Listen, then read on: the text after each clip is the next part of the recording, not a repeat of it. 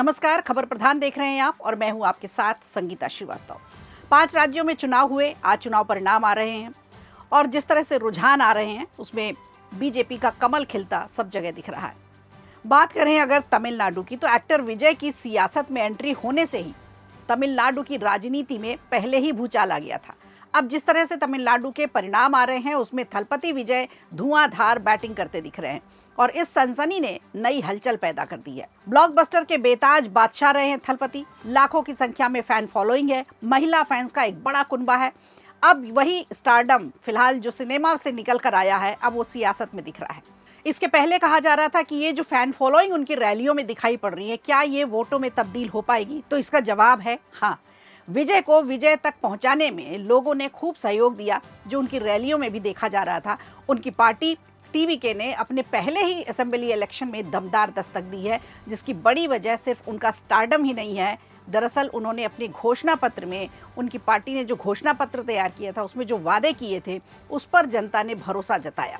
Stardom तो देखिए एक तरफ है ही, उनकी बहुत बड़ी फैन फॉलोइंग है, फिल्में उनकी ब्लॉकबस्टर जाती हैं और युवा से लेकर के महिलाएं तक उनकी फ़ैन है। लेकिन सियासत से सिनेमा को अगर अलग देखें तो सियासत में उन्होंने जो घोषणा पत्र दिया उस पर जनता ने भरोसा जताया। और अब आपको बताते हैं कि थलपति विजय की जीत की कहानी लिखने वाले वो कौन कौन से 7 बड़े चुनावी वादे हैं जिस पर जनता ने भरोसा जताया। तो जो माना जा रहा है वो सीधा आम पब्लिक से जुड़ता है। टीवीके ने पहले महिला वोटर्स पर फोकस किया, खासकर बुजुर्ग होती महिलाओं की ओर। विजय का सबसे बड़ा दावा और सबसे बड़ा वादा महिलाओं को आर्थिक रूप से मजबूती देने का रहा। इसमें 60 साल से उम्र तक की जो महिलाएं हैं, जो जिनके पास पैसों की तंगी होती है, आमदनी का कोई जरिया नहीं होता, ऐसी महिलाओं को हर महीने 2,500 रुपये देने का ऐलान किया।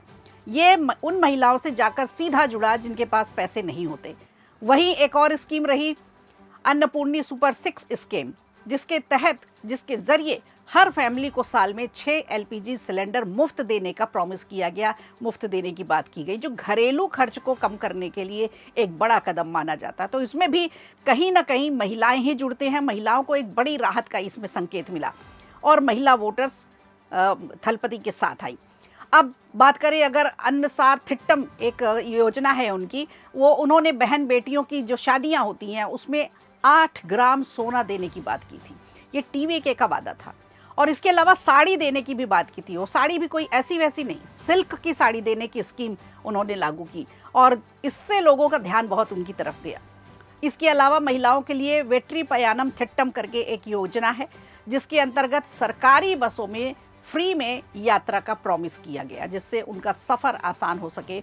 महिलाओं को सफ़र करने में बस में ज़्यादा दिक्कत आती है और ज़्यादातर कई बार उनको जाना होता है तो पैसों की भी दिक्कत आती है, तो ऐसे में महिलाओं को फ्री सफ़र की सुविधा दी गई, ये वादा किया गया। तो ये तो रही महिलाओं को लुभाने की जो स्कीम, जिसका असर चुनाव मैदान से लेकर अब परिणामों तक में देखा जा रहा है। वहीं अब अगर एजुकेशन की बात करें तो इस पर भी खासा ध्यान दिया थलपति ने और इस पर फोकस करते हुए कमरजार कालवी उरुधि थिट्टम एक योजना लेकर के आए, जिसके तहत कक्षा 1 से लेकर के 12वीं तक के स्टूडेंट्स के लिए हर साल 15,000 रुपये की मदद देने का ऐलान किया, ताकि किसी भी बच्चे की पढ़ाई पैसों की अभाव से, पैसों की कमी की वजह से बीच में ना छूटे।